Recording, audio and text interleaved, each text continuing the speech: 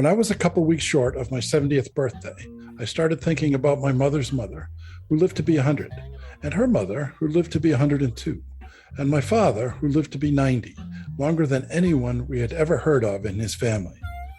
I began to think that maybe our generation could be the first to routinely live to be 100. When I talked about this at family dinner one night, my granddaughter, who was 5, said, "What are you going to do for the next 30 years, Grandpa?" Hello, I'm Dr. Janet Price. And I'm Gregg Kaloust. And we are Oldish. And this is our podcast, Oldish. If you're oldish or know someone who is, please join us every week for conversations amongst ourselves And our special guests about what it means to be oldish in the 21st century. If you ever wonder whether you're getting old, you're oldish. What are you going to do for the next 30 minutes? Hi, I'm Janet, and I'm oldish. Hi, I'm Greg, and I'm oldish. Welcome to our podcast, Oldish, Conversations on Aging in the 21st Century. Today, we welcome Doctors Gloria Horsley and Frank Powers, two psychotherapists who met on the online dating site Silver Singles, went in their 80s, and fell in love. They've written a book together, Open to Love, The Secrets of Senior Dating. Their book is full of valuable information about how to navigate this brave new world of finding love while oldish. We'll talk about the book, their lives as single seniors, and as a senior couple. Welcome, doctors. Thank you, Greg. It's nice to be on with you and Janet. Let's get started by talking first about your book, and I suspect that we'll wander off from that, but we have some questions about your book and some things that we'd like to point out, a couple things that I learned in the book. One of the things is that our show is about oldishness, which means that we're not done yet. We're of an age where in our parents' and grandparents' generations, by the time you get to be as old as we all are, it was like, okay, I'm done. And most people would go off and sit and do whatever. But our generations are not doing that as much. And so you're doing some things, online dating, falling in love at your age, writing a book together. Those things are oldish behaviors. They're not old behaviors. You're taking on new challenges, some of the more difficult challenges that people take throughout their lives. You're doing it. So I'd like to hear a little bit about how did you get there? Should I start? Absolutely. Ladies first. Okay. 4 years ago, my husband, who I was married to for 60 years, died of a staph infection after his 12th back surgery. So he had quite a bit of history with illness. At the time, I'm a psychotherapist, and I had counseled many, many widows over the past 40 years. And I found out, wow, I gave some really interesting information. Not always correct. Anyway, so I, after my husband died, I decided to take my own advice.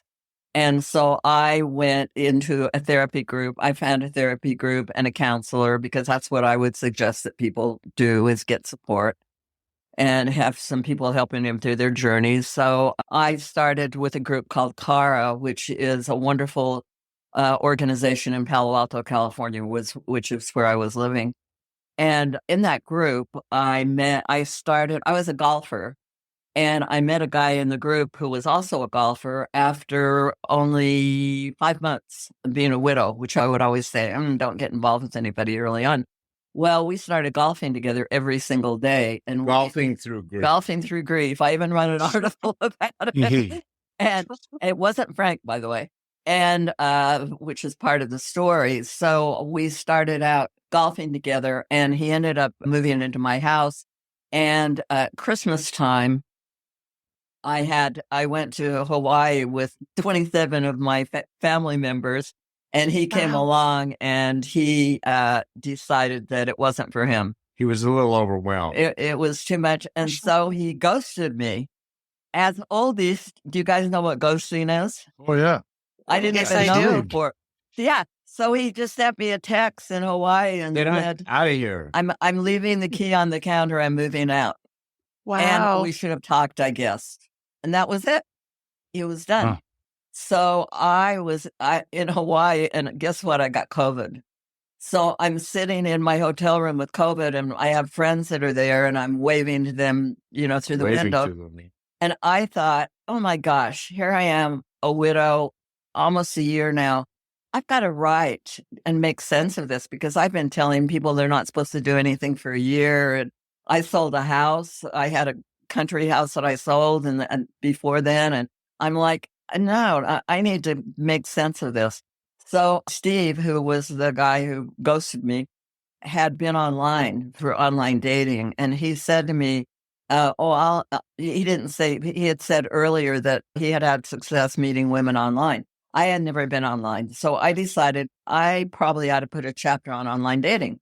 So I went on the website and I ended up filling out silver singles information. And I was staying with my sister in Arizona also. And I was going to go back with her when I left because the guy wasn't there. And I was going to go with my tail between my legs with my sister. My big sister was going to take care of me. I was, by the way, 80 at the time. My sister's 83. So I went online and I put Phoenix, Arizona, and I met two guys online. And when I got back from Hawaii after I recovered from COVID, the second guy I met was Frank, and it was like a puzzle piece coming together. It was amazing. We met, and I told him I was writing a book, and that this was But just. he said, I'm meeting you, and I'm going to do under false pretenses. I'm only doing research. And I looked in her eyes and I said, no, this is more than research. And we've been together for almost 3 years. Mm-hmm. Wow. And I said, well, do you want to write a book with me? Because now I've got you and the book is changing. And we've had, it's been wonderful for a relationship to write a book because we had to deal with every relationship issue that someone would face as they're older. And there are some differences in the issues that you face when you're in your 70s or 80s versus when you're in your 30s. Because you don't come from a loss of a spouse. No, my story was that I had been divorced for a year and a half, and I was coming to the end of my psychology career, and I was saying, wow, what am I going to do? And I said, well, maybe I should check out senior centers. I'm talking to all these people that I have on Medicare, and I'm telling them all about these senior facilities and what might be the best for them and what might be the advantages over other issues around how do you get care as you get older and you need it. And so I thought, well, I'll go back on Silver Singles and see what happens. And if nothing happens, then I'll go to the senior center because the numbers are pretty good for males there, as you well know. So I thought, okay, well, I if I don't meet someone on Silver Singles, I might meet them in my senior community. Who knows? And he found out that's true because he's been over to a senior community that we're going to be moving into, and the women were all over him. Uh-huh. But I found the one I want. I don't know. Exactly. Oh, That's such a sweet so story. anyway, And we met online dating. So we wanted to tell other people about how you could do it because that it's one option. And the biggest thing, as the two of you know, in terms of Oldish, is that the biggest mental health issue for seniors is loneliness. And so we talk about in the book, what are some of the antidotes to loneliness? If indeed you're living longer, I mean, this generation has gotten 30 years of extra life compared to what was like in 1901, because the average lifespan was 46 years of age, and now it's 78. So here we are. And not only that, but we're not doing back-breaking work in the same way that our ancestors did. So we're usually in better health. And we're healthier, and we're living older.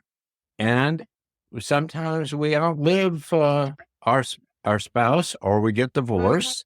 And we have an option about saying, wow, I have quite a bit of energy. I'm alive, and I don't want to be alone. And people who are in relationships live on average 7 years longer than people who remain single. So for lots of good reasons, One is that you live longer, but the other is, hell, we're having a lot more fun. Absolutely.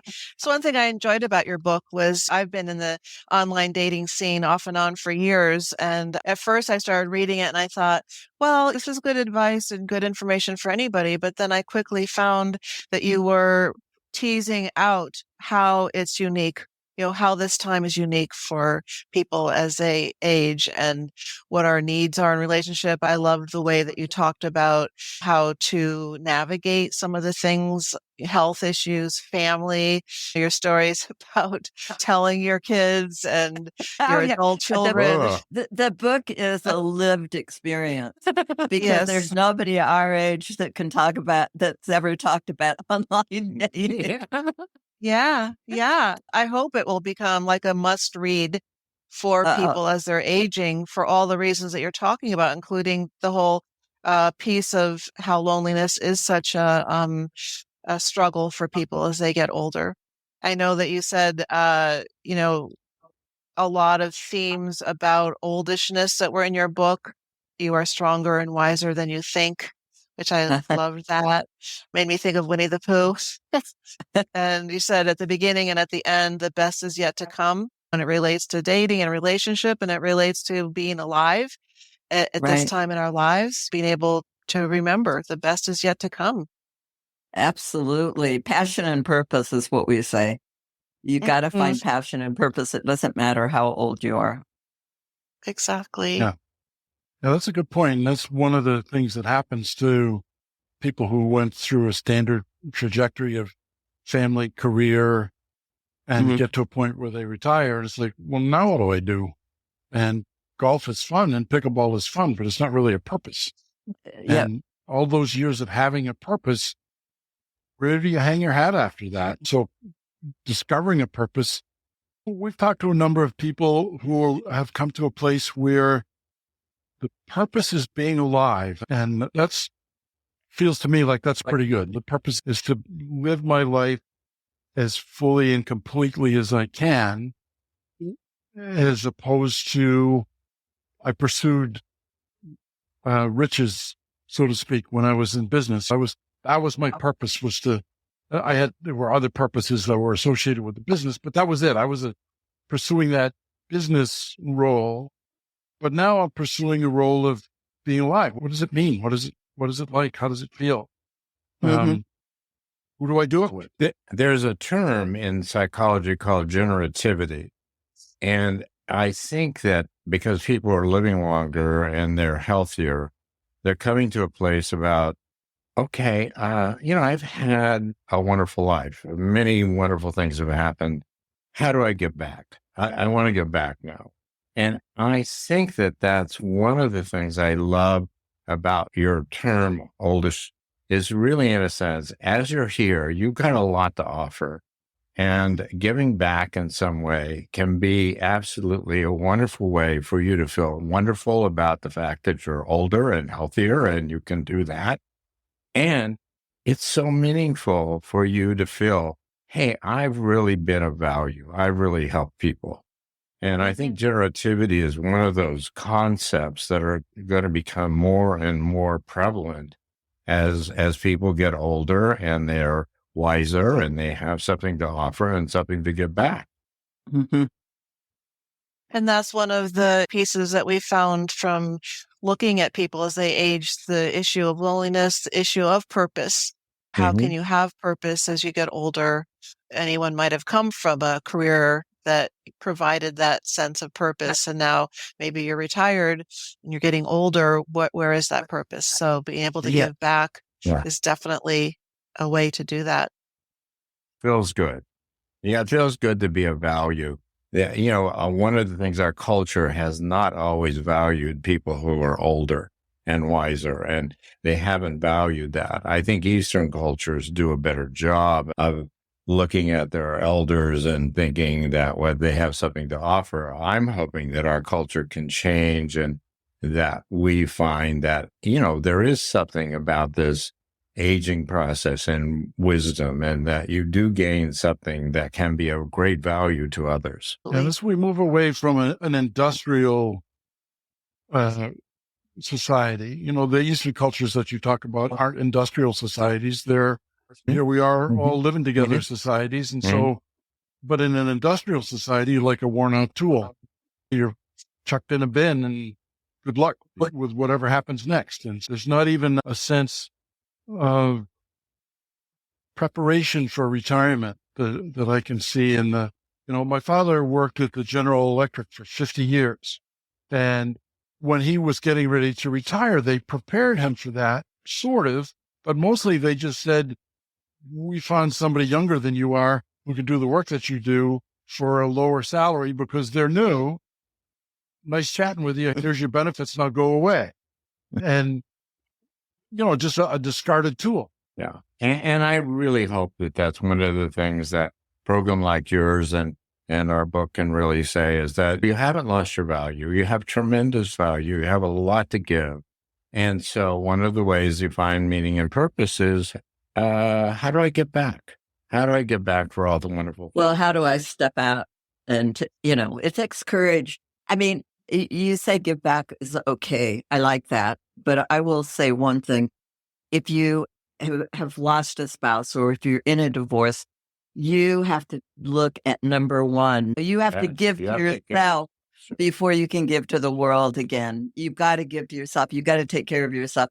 You're going to say, what can I do? How can I take care of myself? What would make me smile today? What do I like? So I think you really got to look at number one before you go to service. Okay.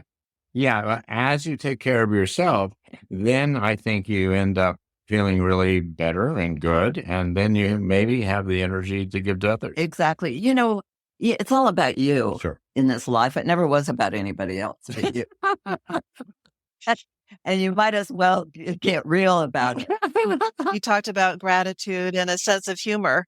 So having that gratitude for your own self and what's going on for you right now, and then having a sense of humor for what's going on as far as aging and being able to laugh and chuckle at One of times. the things that I would love to tell this story because I know so many widows and widowers and people who are concerned about health issues. And I just wanted to say that I was concerned about getting involved in another relationship because I had seen my husband was ill for probably 5 or 6 years. I'd seen him in the ICU. You really had caretaker syndrome. Yeah. Women say to me, I don't want to be a nurse or a purse. And I am like, you know, there are males and female nurses, but you need to make decisions about that if you're going to go into a relationship. And Frank needed knee surgery when we met. He badly needed to have a knee replacement. So Frank and I talked about it, and we decided that I would not take care of him through the knee replacement. We put the relationship ahead of the caretaking. I can get caretaking anywhere. I can't get another relationship like this very quickly. So I said, no, relationship first. We're not going to get you into caretaker syndrome anymore. We're going to make sure that I get taken care of by other people, and it's not your job, not your job. However, had I said it is, and I'm going to take care of you, you probably would have let me. Of course I would have. I know. I was reading that part of the book and I was thinking that's a big decision. And Frank, that you decided as you two talked together that you would go to the rehabilitation center is a big decision too. And being able to do that with love and acceptance and accepting responsibility and not being angry or resentful to Gloria that she was saying, no, I don't think I can do that. Well, I'm protecting myself from her getting resentful of me. I don't want her to get resentful. Yeah, I think taking care of me. I think the important thing is when you're oldish, you need to have a lot of conversation. A lot. You got to talk about these things. You need to talk about, and the book is an opening for people to talk because we talk about a lot of issues. So I always like to say to people in therapy, use me as the opportunity to talk to your spouse about this or partner. Say, my therapist mentioned this. You know, well, if you have a book, you can say, well, somebody said this in this book. What do you think about that? What do you think about healthcare? But I have to tell you, the book ended with Frank not having knee surgery. He hadn't had knee surgery in that book. Okay. So Frank decided he wanted to have it in Arizona instead of in the book. It says he's going to go to the V and have it in rehab. Well, I found out from a friend of mine that there was this excellent surgeon, orthopedic surgeon. And so I wanted to do it in Arizona. Plus the fact I grew up in Arizona. So if you're going to rehab in some place, swimming and everything else, I'm just more comfortable in Arizona. So we ended up doing it in Arizona instead of doing it in the V. But we still okay. So Frank says, "Oh no, we're not going to do. I'm not going to do it in California. I'm going to do it in Arizona." And I'm like, "Oh, whatever, up to you." So I go get my girlfriend. He's going to have it over Christmas, and I'm like, "Well, okay." So I get my girlfriend, and we go to Hawaii, get tickets to Hawaii for Christmas. So Frank, it calls me. I'm in Hawaii. He's supposed to have surgery in 3 days. He calls me and says, "Guess what?" I said, "What?" 5:00 in the morning. I can't even believe my phone was on. I said, "Guess what?" He says, "My blood pressure was too high and they wouldn't operate on me." so they're postponing it. So my girlfriend and I were in Hawaii over Christmas because we already paid for, you can't get your money back. So I stayed in Hawaii over Christmas. So anyway, so then I said to Frank, okay, he said, "Okay, I'm going to wait until a couple of months." And I'm like, "Fine. My doctor can't do it till then." I'm like, "Fine." I said, "Frank, I'll tell you what I'm going to do. I'm in Arizona. I'm going to take you to the hospital this time. And I'm watch gonna- you being I'm willed gonna in. wait before till you you- leave. surgery. And then I'm going to get in my car and I'm going to drive to California." Well done. And that's exactly what I did. The bottom line is, though, that we talked about it and we knew that this was something in our relationship to avoid any kind of caretaking. So we just don't do that. And I think it's really been wonderful because we protected our relationship. And the healthcare system is fine. They fight it. They didn't want to do it, did they? No, they had really a lot of resistance. The guy said, Yeah. "Oh, well, who's taking you home after the operation?" And I said, "Well, I'm having an Uber take me home." He said, "No, you're not. Where's your wife?" It was really interesting. Oh, yeah. Yeah. A lot of pressure. So, Yeah. so in a way, you're talking about kind of defying being put into a box. And I Right. think that's one of the things about oldishness is that we're saying there aren't boxes. We're going to figure out what works best for ourselves in relationship, and do that. And we want to be respected for that. Absolutely. And I think one of the most important things is your commitment to your relationship. If you do find that one, if you go online and you do, or if you meet somebody at class reunion, one of the things Frank and I like to say is there's a little gland in your brain called the amygdala. And that's where all your excitement and energy and sexuality and all that gets ramped up. And if you sign up for a dating app, or if you decide you want to date, suddenly you're out of your sweats. You go into a restaurant, you're looking around, you go to your class reunion, you tell your friends, you get what we call a dating buddy, somebody who is interested in your online to work with you. And all of a sudden it ramps you up into a whole different idea and a new idea of what you're going to be doing. It's fun. And it needs to fun be is fun. good. Yeah, Yes, and fun fun is is good. Fun is good. Fun is And always even good. if you don't, it's almost like, what have you got to lose? If you're smart about doing it, what have you got to lose if you want to be in relationship, if you are lonely? We have a friend who, we went to a restaurant. We're dating buddies. For her, we're dating buddies. So. And we knew she was going to meet the first meetup with this guy. So we went We're to at the same restaurant that she was dating him. to tease her a little bit. You could have like binoculars and little notes like that's It was pretty funny. So, Yes. but she has fun. I mean, she probably goes out on a date a month or every other Oh, month. at least, yeah. She hasn't met the one yet, but she's met some really nice people. And she's having a lot of fun with it. Yeah. And she said, you know Yeah. what? Whether I meet someone or not, this is a nice way to meet people that I wouldn't normally meet. So she said some of them might be candidates, but most of them are not. And that's okay, because I meet some really interesting people. Of course, people are afraid they'll get scammed. Have you heard that? Oh, yeah. Absolutely. I've heard lots of horror stories about scams and Oh yeah, haven't you? Yeah, but how about the horror stories that aren't connected with the internet also? How many people have been sold tires and roofs for their houses and on and on? I just got So you scammed. just have to be a good consumer. And that's what we try to do in the book, is help people understand how to do this. Because most of us had no experience with online dating because it didn't exist for us when we were in our 30s or 20s when we were first dating. Well, we mainly say to people, don't ever give money. That's what the scammers want. And by the way, the scammers aren't your next door neighbors. They're not going to be parking in your driveway. They're in Nigeria. yeah. You know, they're not, if people are like, oh, what if they find out where I live? And I'm like, they don't even live in the United States. Yeah. You know, some of the biggest scams that we've heard recently are from Nigeria. The other thing about the scamming thing that we found by talking to people is very early, meet the person that you're interested in. Don't get attached to them by phone or by texting. People fall in love with people. They can. And then they overlook all the signs that would tell them that this is not a good situation. Absolutely. Exactly. Greg, were you going to say something? Yeah, back in there somewhere, but I don't remember what it was. That sounds We all oldish. love that. Yeah. My father used to say the nouns go first. Yes. Yeah. The sense of purpose in the kitchen has gone first for me. I find myself several times a day in the kitchen saying, what am I doing in here? I must have come in here for something, but I have no idea what it was. Exactly. It's good to take notes.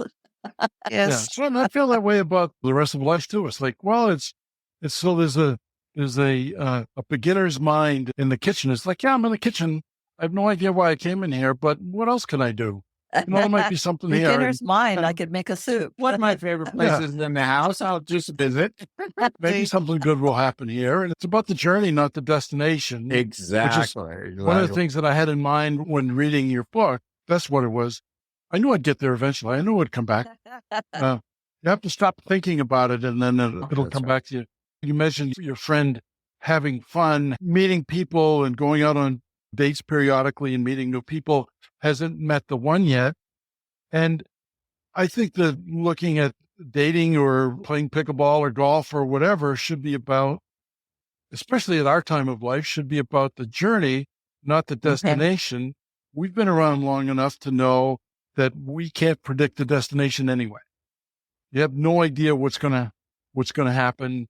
And there's not a scenario from which, when you're in your teens and 20s and 30s, there's a scenario, a cultural scenario from which you can predict a destination. It's not necessarily the one you're going to get to, but it's the one you aim for, get married, have kids, have a career, do all of that kind of stuff, run for president. But it's never, even when it's good, it's never what you had in mind.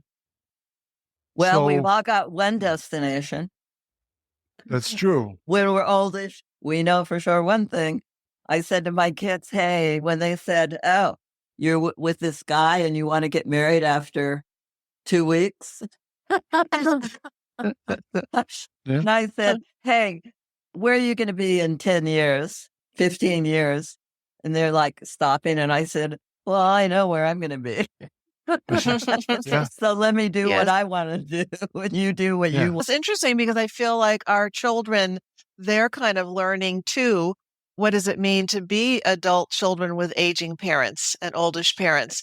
And I have 3 children and 2 grandchildren, and just watching them trying to navigate, how do we see me as mom, but also are they needing to take care of me a little bit? It's almost a little humorous sometimes when I'm watching them, like, Mom, are you okay? And so anyway, I think that they're trying too to be good kids, responsible adult children with their parents, but maybe don't always know it's okay, again, not to have boxes. You decide to be together and move in together after 2 weeks, like, okay, that's what mom's deciding to do. We'll give her space, to be herself. That's a mixed bag. Some people feel that way and some don't. I know. Well, one thing that you commented on that I made a note about this, I just thought it was a beautiful message and beautiful writing, was both about resilience and then post-traumatic growth. And I just thought they're so important as we're looking for a partner and also as we're just being in our lives. So the definition of resilience that was from the American Psychological Association in the book was successfully adapting to difficult or challenging experiences. Oldish. And then you went on to talk about post-traumatic growth. And you said, actually, let's move from just resilience to post-traumatic growth, which you said was adapting to challenges and coming away, not only surviving, but thriving. And then you said challenging times can be opportunities for growth. And then I had to put in from what you wrote, we're not just resilient, but brilliant, the star of our own story. I love it. I love it. And that's it. There it is. Hey, if you've lived as long as we all have, you're doing great. You have to be doing something right. Yeah, you have to be doing something right. Definitely have to be resilient because all kinds of crap has happened to us. And we get up in the morning, we keep doing stuff. So you have to be resilient to get to be our age. If you're not resilient, you break. One of the things that we were hoping that people would not give up if they have some experiences online where the people haven't really put their true self into their profile. And so you meet them and they're not anything like what their profile pictures look like or the information that they've given. That really, in a sense, you don't see this as being a failure. And even if you get initially attracted to someone, then you find out that something about them really is not going to make them a candidate for a long-term relationship, that you really see this as an almost experience. Well, I almost got there. I'm getting closer. I'm learning about what matters to me and what's important to me. And I'm also finding out what really is something that's not going to allow me to make this person the most important person in my life. And so out of maybe every 20 exchanges or coffee meetups that you have with someone, there's only going to be maybe 2 or 3 that are really going to be possible candidates. So you need to understand that this is a growing, learning experiences, and you need to have fun with it and not see it as a failure if the person didn't become the one person in your life. That you want to see it as being, hey, this is a fun experience. I'm meeting new people. I'm getting to know people. I'm letting myself get energized about the possibility of a relationship because there is someone out there for me. I just have to be persistent enough to find them. Absolutely. Do you ever counsel people who discover through this process that they are not who they thought they were, also that in their own profile that they carried around internally, this is who I am? Discover Absolutely. That's not In who fact, one of the things that was really helpful in my therapy, especially with guys, is that they would come in and they would write up their profile and they'd have me take a look at it. And then I'd start asking them questions about, is this really what you think? I mean, this isn't consistent with what you've been telling me about yourself. What about this? What about that? And so, yes, it's really interesting. And that's one of the real benefits about doing this is because as you go out and you meet these people and they give you feedback, and if you're open to getting it, you learn a lot about yourself where you have a perception of yourself that's not exactly how other people see you. You also, we encourage people to go in and tweak their profiles too. Yes. When we get together with them and say, they complain about the date. In fact, we were just working with somebody a couple of weeks ago who was saying that this guy came on to her and expected her he had flown in to see her and he expected her to spend the night with him. And she wasn't about to do that. And he was not very nice to her. And we just said, put in your profile, I want a long-term relationship. I'm not interested in a one-night stand. Put it in there. Change it up. See what you're getting and change it up to what you want. Gloria, I know that you had wanted to share a little bit about that you have a podcast and that you also have a foundation. And would you like to share something about that? Oh, I'd love to tell you about my foundation. 41 years ago, I was working at the University of Rochester. I was a clinical nurse specialist in psychiatry. I actually taught nurses grief and loss and worked on a burn unit and an ICU unit. I worked on the whole surgical service, and my 17-year-old son was with his cousin in a car. His cousin was driving. It was raining. They hit a bridge abutment. The car blew up, and they both burned to death. So this was 41 years ago that I had this traumatic loss.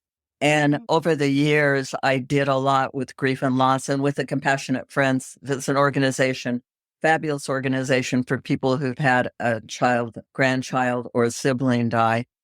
And I worked with them. And when online radio came on 21 years ago, they asked me if I would do an online radio show for them.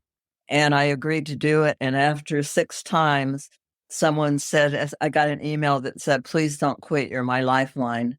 And so I've been doing it ever since for 21 years. It's called Open to Hope. And because we started to get more and more people coming on, we decided that my daughters and I and my husband decided we would start a website. So the Open to Hope website, we have over 400 people that write for us free. And also, if you like to write, you can write for our foundation. We give you a free profile page and put your writing on. We also have a book site, and we put people's books on. We do podcasts with them, and it's all helping people find hope after loss. And they talk about their foundations and what all they've been doing.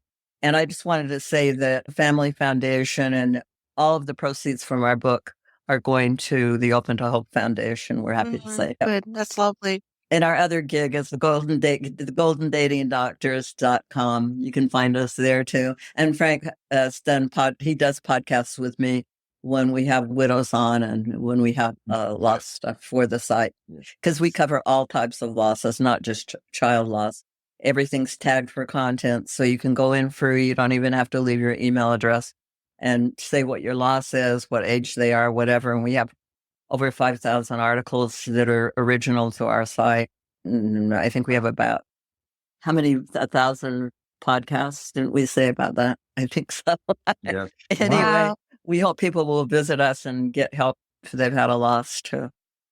We'll definitely put the links to those things in our show notes and on our website, and we'll mention it in the see you later section of the podcast. I'll make sure to mention those and point people in those directions. That's great work to be doing.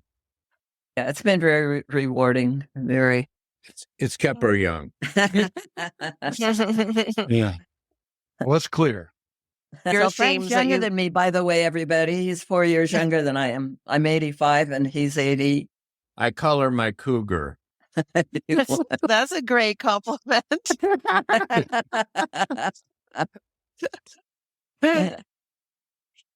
One of the themes that you had at the beginning and at the end of your book was that the best is yet to come. And I love that, the best is yet to come in We this just journey. finished a 2,300-mile trip in a little sports car convertible where we went from Arizona to Yellowstone to the Grand Tetons to Glacier and then over to Canyon Beach in Oregon and down the Canyon Beach coast. Ended up playing golf on her birthday at Brandon Dunes golf course down there, which is a walk-only course. So, I mean, we are doing it. You are doing it. Yes. That's great. Getting out there and doing things. People have always lived to be our age. So it's not a new thing. The average people haven't, but people have always lived to our age. But there's been just a few. My grandmother was still going on cruises in her 90s. Yeah. And my sister, after my grandmother passed away, my sister found a box of photographs. And over several years of cruises, she discovered that there was the same guy in the background of many of these pictures, which my grandmother never talked about, but she was being oldish. But that, it was rare in those days. She lived to be 100, and it was rare, but it's less rare now. There's a lot of people in our age bracket, all is Right. the boomers, I guess. There's a lot of us still hanging in there for one reason or another and staying active and traveling Well, around a lot. let me say that I think one service we give, no matter what we do, is we are exemplifiers. We are showing other people how it goes. We're showing our family members, people that know us, how we're giving them an example of how you can get the most out of life. That's the best way to do it. Most people won't listen if you tell them. Yeah, I think it's one of the best gifts we can give our children and those that we know is, what does this part of time in life look like? What can it look like? Gloria's mom was absolutely wonderful. She got herself in a little trouble, though, with the Mormon church. So you should tell them that. My mother was my example that I could get out there and do this. My dad died, and then she read in the obituary columns after he'd been dead for about a year that her old boyfriend's wife died, and she called him. And they were together until she died. But his car was parked in the driveway of her house one night, and her neighbor reported her to her Bishop. She called me up. She was in tears, and I said, "Go for it, Mom." Yeah. So she was like senior cougar, and you're like junior cougar. So they're pretty industrious people out there.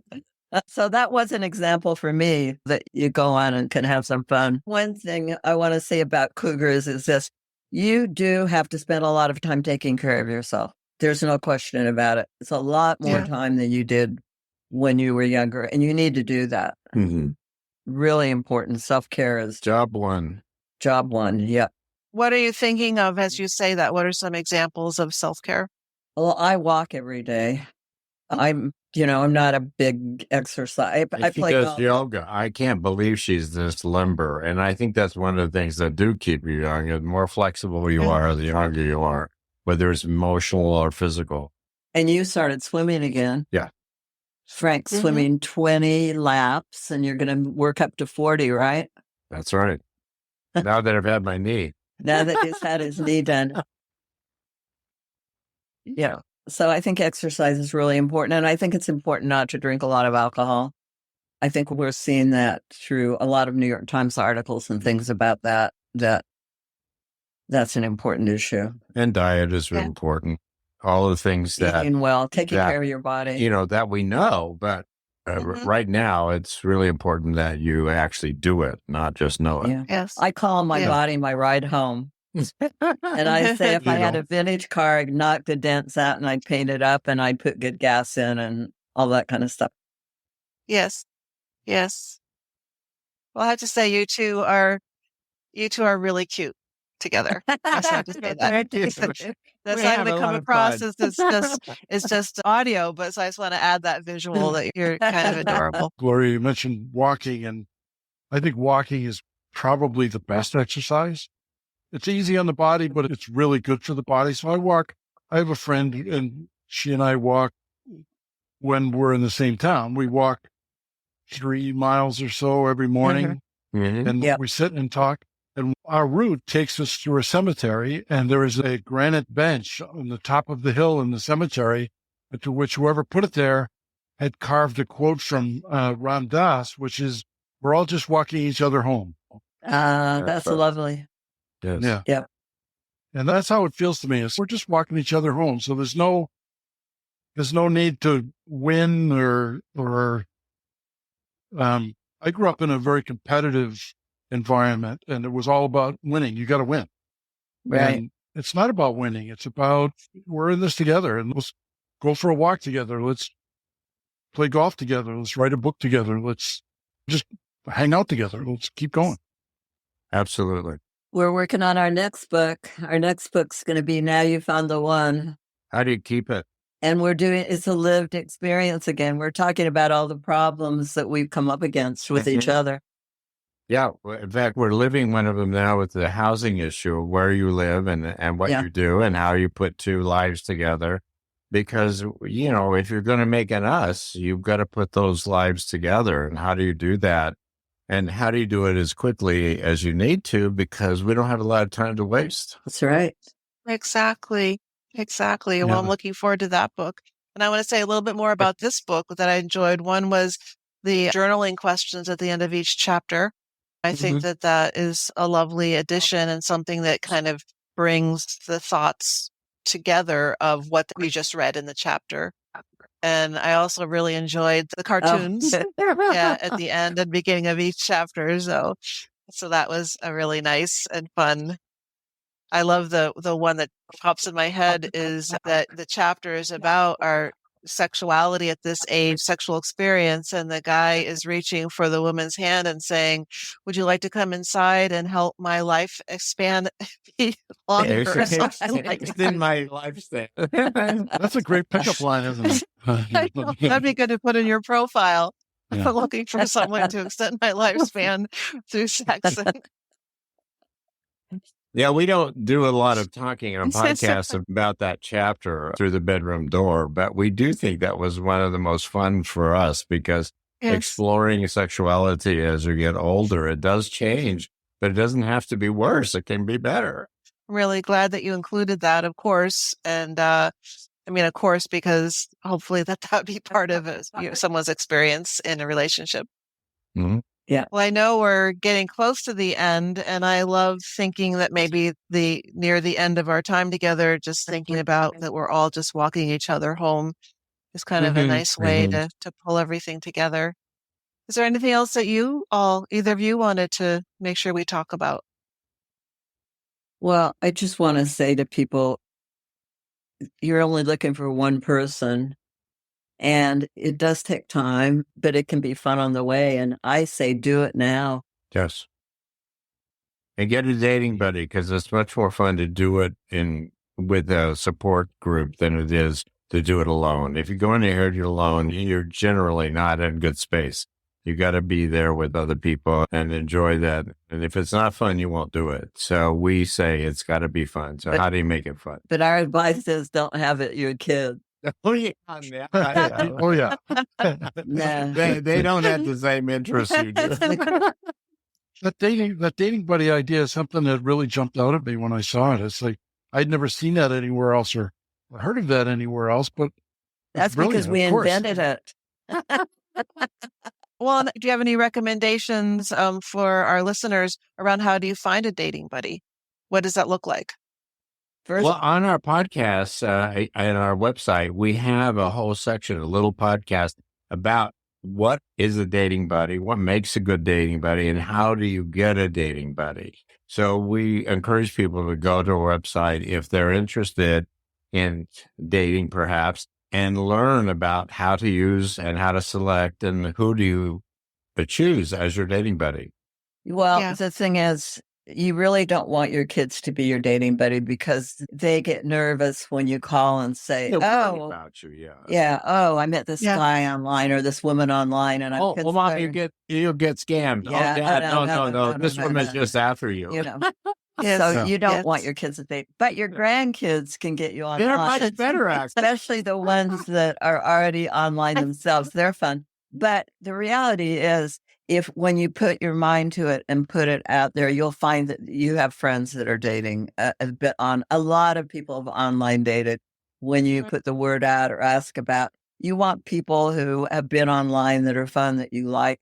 My daughter online dated, and she had a group of girlfriends that she met with that they met every other week. And just sit around in your jammies and look at the profiles and laugh and have fun and think about who might be a good idea. Your therapist, date or not. Your therapist can be a great online resource, but they really can't be your buddy in the end because you can't call them at 10 o'clock at night when you've had a bad date or when you've had a great date and you want to say how great it was, So it just makes it all fun. Well, it's good to know. This has been great, though. I really enjoyed meeting you folks and reading your book and having this conversation. An important part of oldishness is relationships and how do you find them if you're not in one and you want to be. And your book is a great resource for that. And we'll make sure that people know how to find your book and your foundations and your other website.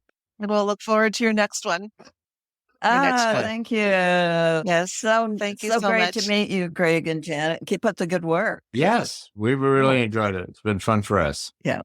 Thanks. Thank you. Thank you. That's it for now. Thanks for listening. We had a great double date and hope you did too.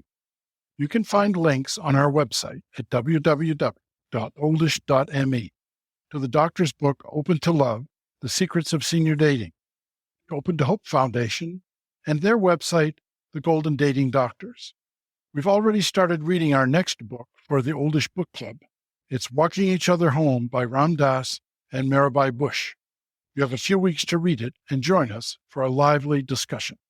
You can leave comments or requests for topics or guests on this or other episodes at www.oldish.me.